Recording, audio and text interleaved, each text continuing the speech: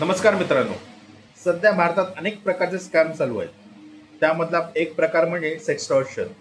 त्यामध्ये पहिला तुमचं अश्लील चॅटिंग चालू होते व्हॉट्सअपद्वारे, नंतर व्हिडिओ कॉलिंग, नंतर नग्न अंग प्रदर्शन केले जाते आणि त्यानंतर तुम्हाला अश्लील कृत्य करण्यास भाग पाडून तुमचे व्हिडिओ सेव्ह केले जातात आणि ते अश्लील व्हिडिओ तुमच्या मित्रांमध्ये व्हायरल करण्याची किंवा समाजात व्हायरल करण्याची धमकी दिली जाते.